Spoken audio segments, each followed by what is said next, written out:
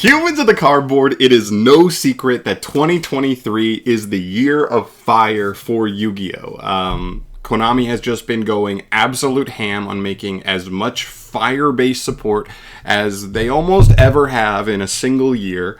And today we're going to be going over all of it, because the last time I made this video was kind of like, I'm kind of noticing something, and they have just continued on that track as hard as maybe they ever could.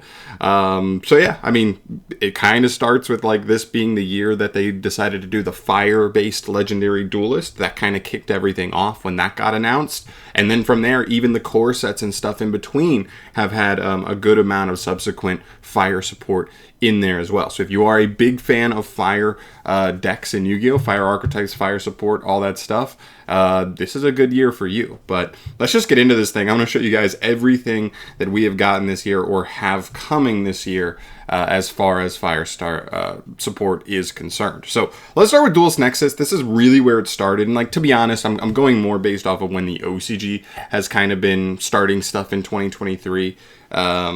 Just because we get stuff a little later. So as far as Konami trying to make this the year of fire for 2023, our stuff is just a little later than there. So it's not, the TCG isn't the best representation of Konami's intentions always. So let's start with Dune. This is coming out like in the next couple days in the TCG. The OCG's already had it for a couple months. They get some big things here. We're just going in chronological order of when they got these sets, I believe. So we start off with Infernal Knights. They got 7 new cards. This is the best Fire Warrior deck that's ever existed. Big fan favorite. Good support. Not much else going on there. We also moved to Rescue Ace support. While in the OCG, Rescue Ace debuted in 2022, they did nothing the entire year until literally Preventer and the new spell Emergency came out. Huge buff to the deck. Very fire-based. The whole archetype is fire because they're like firefighters. All that stuff. This set also debuted Hita, the Fire Channeler. This is a very generic fire search card. It is a -1, but I could see a world where a deck that is designed to work well with this card could be, this could actually be a good consistency card for sure. Moving on, we have Agnimal Candle. This is a cool card. If it's added from deck to hand, it summons itself, and it's a level 4 Pyro Tuner that can kind of adjust its level, which is pretty cool. Alright, from there we move to a generic Synchro Gaia Blaze, the Force of Sun. This card isn't that good, but it is a generic Fire Pyro Synchro monster. Just why not? And if it, at the end of the battle phase, it can just add back a bunch of fire monsters from graveyard to hand. That actually is kind of nice, but yeah, it is what it is. Alright, then we get to the big one. I mentioned this at the beginning of the video. This is where everything kicked off, is Duelist Pack, Duelists of Explosion. We got confirmation we were going to get the Fire Legendary Duelist, and we got a ton of stuff here. Salamangreats, the biggest like fire deck during the Link Reigns era for sure, getting 7 brand new cards there. Volcanics, like the quintessential Pyro archetype through Yu-Gi-Oh's history, really. They're the first one I think of, at least whenever I think of the Pyro type. And Battle Boxers, a deck that really hasn't even been able to be like a legit coherent deck for so long, and they finally get some nice cards for them. On top of that, there's some generic stuff you should also mention. Even though this stuff does kind of still fall under the category of support for those individual archetypes, they're still generic enough. This card is a generic Foolish Burial for any Pyro monster. So I know Volcanic seems to be the main one right now, but if Konami ever comes out with a Pyro archetype that doesn't mind being Foolish Burialed, or in fact really wants to, this card actually has some legs to it, for sure. So yeah, it's pretty cool. Next up, we have Salamangreat Revive. This is kind of like a Call of the Haunted, but for fire monsters specifically. Not terrible, but, you know, it is what it is. Like, I mean, it's searchable because it's a Salamangreat, but generally it is just a Fire Reborn. And then also Salamangreat Charge here. Targets 3 of your fire monsters that are banished or engraved. Shuffle 2 of the 3 into the deck, and then special summon the 3rd. So there is a world where this card's also a nice extender as well in different generic fire decks as well there. Pretty cool. And the last one here, probably the most important overall as far as the generic cards apply, other than maybe the Foolish Burial, is Battle Boxer King Dempsey. This guy on summon adds or sends any Fire Warrior monster from your deck to the hand or graveyard. That is very, very good. And so I've actually already been theorizing playing this card in certain decks, potentially something like Infernoble Knight, potentially something like Vanquish Soul, where their best starter is Raisin. And if you could get to Raisin via other means, that could be good for consistency, for sure. So King Dempsey, definitely a cool card to consider going forward, which brings us to Animation Chronicle. There's really, I think, only one thing that really matters, but man, it's a big one. We got Bonfire this year. This is the newest Rota we've gotten pretty much since Signet Mining, I think, as far as being like a legit starter spell, like Rota card. And Bonfire is great. It searches any Pyro monster. Now, it is Pyro, not Fire, but if it searched any Fire, it'd be insane. So yeah, we'll take it. It's a really good search card. This card is going to apply, I think, to a good bit of stuff going forward. Archetypes that just randomly have a Pyro card, like TGs, we're seeing one of their best new monsters is a Pyro, but also Volcanics, the more pure Pyro decks as well. Then we get to the structure deck, Pulse of the King. This one isn't specifically fire, but they do generally have some fire attribute main deck monsters. I figured I'd mention it because it does have more of a fire vibe. I know RDA actually ended up being a dark extra deck monster when, like, it makes perfect sense that he would be fire based on, like, how he looks and it feels right for Jack Atlas, but it is what it is. This is like a partially fire thing. I figured I might as well mention it.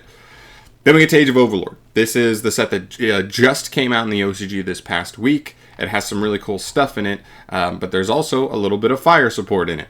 So, first off, the Snake Eye archetype. They search any level 1 fire monster from deck to hand. I've made multiple videos discussing this and what the best targets are. Go check those out if you're curious about this archetype. But generic synergy with any level 1 fire monster in the game. Same thing with the spell. The spell can just E-tally for it. Just special level 1 fire from hand or deck. That's even better. Infernal Flame Banshee gets added to, like, already having Bonfire, and now we have a completely generic rank 4 that just goes ahead and adds any Pyro or sends it from deck to grave. So, yeah. So we not only have a Rhoda, but we now have a generic, whatever, Gallant Granite or King of the Feral Imps-esque card that just adds any Pyro monster from deck to hand.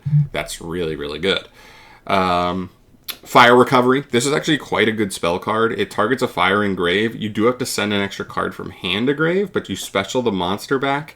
And then from grave, it can target 3 fire monsters that are banished or in grave, shuffle them back to draw 1. So, yes, you discard, but as long as you get, like, anywhere really that turn, you're going to replace that discard with a draw anyway. And if you're playing a deck that kind of wants to be in graveyard anyway, stuff like Volcanic, this card...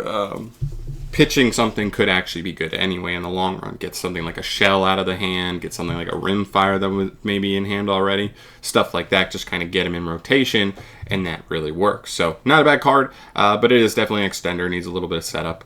Gaia Prominence, just like the Synchro Gaia we saw, the next set actually debuts a new fusion. It's nothing crazy. I mean, it is still fire support, but it's middling fire support, just like Gaia always has been. But he's cool. He looks really badass at the very least. And I think the last card we have to mention here, the last thing we have to mention, is the Structure Deck R Onslaught of the Fire Kings. This archetype has fire in the name, and of course is super fire based. So of course they had to jump in here. I thought it was weird that they kind of skipped Atlanteans, but now looking back on it, if Konami is really actively trying to make 2023 the year of fire, it makes sense that they would just skip Atlanteans. Maybe they'll go back for next year just because they wanted to make sure that this was year of the fire. Like, we have to do Fire Kings this year. It makes too much sense. Let's do it. We already have 4 of the cards revealed. Should get another 4 pretty soon. This doesn't drop till September 9th. So, yeah, in the next, like, month and a half-ish, we're going to get the final 4 cards there. But that's exciting, but we'll get to that later. And I think the other thing to keep in mind is it's freaking July. I mean, yes, it's almost August, but it's only August, the beginning of August. So we still have 5 months left of the year. For Konami. Not only are we going to get at least one more core set, but we'll probably already have reveals started for the core set after that, as well as some side sets. We're going to have the another deck build pack. We already have 1 archetype revealed. We have no idea what the deal is with the other 2. One of those could be fire. Centurion has a chance to be fire based. We'll see. But yeah, I'm just saying it's not. It may not even be over yet, and they've already made so many generic ones. I know there's some support mixed in here, but I think the combination of like fire recovery, Banshee, the Snake Eye archetype doing what it does, Bonfire, obviously Bonfire's huge. Dempsey, the fire pack in general, like honestly, has so much, like Volcanic and stuff and Salamander and stuff being in there is kind of crazy. Hita, Agnimal Candle, like the generic fire support in this calendar year has been absolutely crazy. I honestly would not hate this if they continue this trend for years to come. But fuck dark, fuck light, honestly fuck earth. They get so much support just inadvertently because they're the most popular types in the game. They're so easy for them to make cards that way. If next year was wind and we just got like, they don't have to make literally every set based around wind, but it's like stuff like this. Like these sets, like these core sets specifically, weren't like super fire based. But when you went in and you actually looked, you were like, oh, fire recovery, Banshee, right? Like there's like a couple cards here and there, and they generically apply to the whole type. Definitely a type that needs it. Water, fire, and wind definitely need it. I would love it if next year was either the year of water or the year of wind or whatever. I guess they could do a year of earth, but whatever, earth doesn't really need it. But I don't know. I think it's a really cool idea. I like that they've been doing this. Fire has deserved it for a long time. Hopefully this helps them maybe have a little more say in the competitive scene. They've not been around for a little bit. Aside from like very specific decks being able to compete at certain times, maybe we'll have 2, 3, 4, 5 fire decks that are at least rogue, if not better. And I'm really excited for that. So that's it for me here, guys. Thank you so much for watching. As always, please let me know your thoughts in the comment section down below. Would you like to see next year be wind or water or a different type or attribute, I guess? What do you think about this year's support so far? Is it good? Is it bad? I'd love to hear your thoughts on that stuff. But I'm out of here for today. Thank you so much for watching. As always, subscribe to the channel if you want to see more discussion videos just like this one down the line. I've got deck profiles coming very soon this week when I get my hands on the new Duelist Nexus cards. And I'll see you then. Thanks for watching. Peace.